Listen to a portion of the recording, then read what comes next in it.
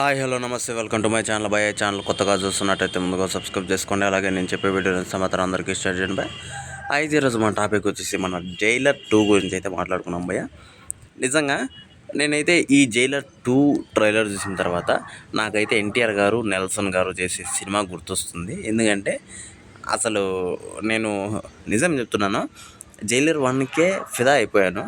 చెప్పాలంటే సినిమాలో చాలా వరకు, అంటే జైలర్ సినిమాలో చాలా వరకు మొత్తం కంటెంట్తో కావచ్చు, అలా అంటే కథ కావచ్చు, మన రజనీకాంత్ గారి యాక్టింగ్ కావచ్చు, అలాగే నెల్సన్ గారి డైరెక్షన్ కావచ్చు, మిగతా అందరూ కష్టపడింది అంతా కావచ్చు, వీళ్ళంతా కష్టపడి ఒక 50% తెస్తే ఇంకా 50% ఒక అనిరుద్ధే ఇచ్చాడని చెప్పొచ్చు సినిమాకి హైప్.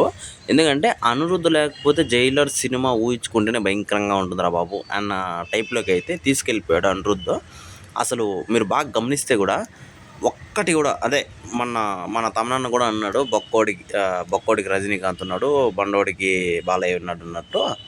నిజంగా రజనీకాంత్ గారితో అసలు మామూలు ఇది ఇవ్వలేదు భయ్య, గుర్తుండిపోయేది. ఎందుకంటే రోబో సినిమా తర్వాత రజనీకాంత్ గారికి ఒక్క హిట్ కూడా లేదు చెప్పాలంటే. ఆ సినిమా తర్వాత ఇప్పటి వరకు జైలర్ సినిమానే హిట్. మళ్ళీ జైలర్ 2నే అంత హైప్ని తీసుకొస్తుందని అందరికీ తెలిసిన విషయమే. అసలు జైలర్ 2 కూడా సేమ్ మ్యూజిక్ కొట్టినట్టు అనిపిస్తుంది, కానీ నీకు అసలు ఆ మ్యూజిక్ వింటుంటేనే నరాలు జివ్వు అన్నాయి. అసలు మన రజనీకాంత్ గారు స్టైల్గా అసలు స్పెడ్స్ అలా తీసాడు అంతే, వెనకాల ఇంకా మొత్తం నేను చూసుకుంటా అన్నట్టు అనిరుద్ధ్ గారు చూసుకోవడం మాత్రం హైలైట్ అని చెప్పొచ్చు.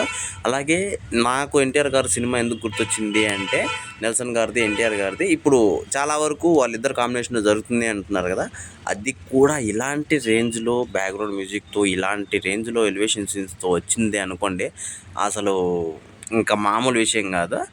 అయితే నేను ఏం చెప్పాలనుకుంటున్నానంటే, జైలర్ 2కి చాలా డిఫరెంట్గా మనకి ఒక వీడియో అయితే వదలడం అయితే జరిగింది టీజర్ టైప్లో. అసలు అది హైలైట్ అని చెప్పొచ్చు.